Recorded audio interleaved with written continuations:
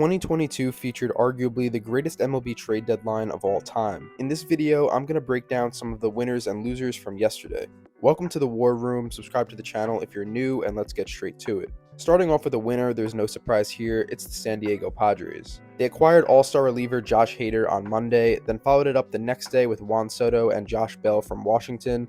And if that wasn't enough, they acquired Brandon Drury from the Reds. There really doesn't need to be much of an explanation here. The Padres went from a dark horse to a World Series favorite in 2 days. Their lineup is just absolutely stacked, and this is going to be a very fun team to watch come October. A loser from yesterday's deadline is the Chicago Cubs. The Cubs are bad this season, and they were in a perfect position to sell, tank the rest of the year, and look towards the future. They had all-star catcher Wilson Contreras on the roster, as well as Ian Happ, who's had a solid year, and the Cubs didn't trade either one of them, despite both of them being free agents after this season. Earlier this week, both of them shared an emotional moment in the dugout, thinking for sure it would be the end of their time together. But Chicago didn't make the move for whatever reason. Last year, the Cubs dismantled their 2016 World Series core when they traded Javi Baez, Chris Bryant, and Anthony Rizzo. Now is a great time to trade Contreras and get a solid return, especially since he was an all-star this year.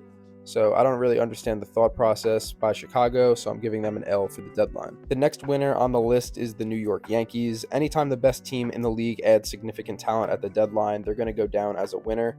This week, the Yankees landed outfielders Andrew Benintendi and Harrison Bader, a starting pitcher in Frankie Montas, and two solid bullpen arms with Lou Trevino and Scott Effross, all while only trading one of their top 5 prospects. The Yankees had power, contact, speed, fielding, and pitching prior to this deadline, and they improved every single one of those categories, maybe besides power, which they have enough of. They also got rid of Joey Gallo, which is a win in itself, and if there was even a slight question surrounding this team, Brian Cashman answered all of them this deadline. The next loser is the Boston Red Sox, just because I don't really get what their plan was.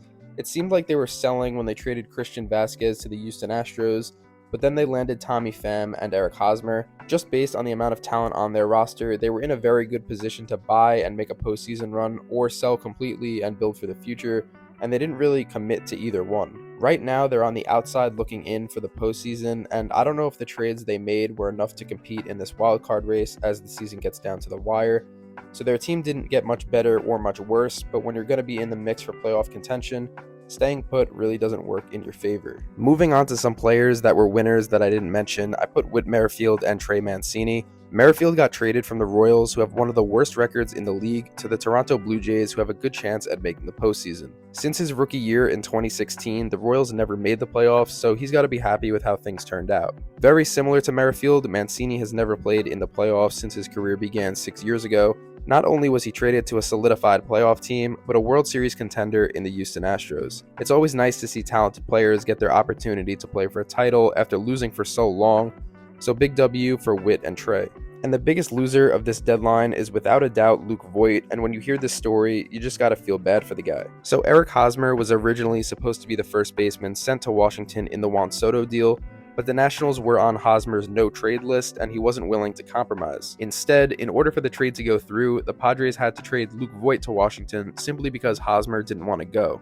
Voit goes from a loaded playoff team with Manny Machado, Fernando Tatis Jr., and Juan Soto to the team with the worst record in the entire league, all because of Eric Hosmer. You can't necessarily blame Hosmer for not wanting to go to Washington, but it still sucks if you're Luke Voit just because of how things played out.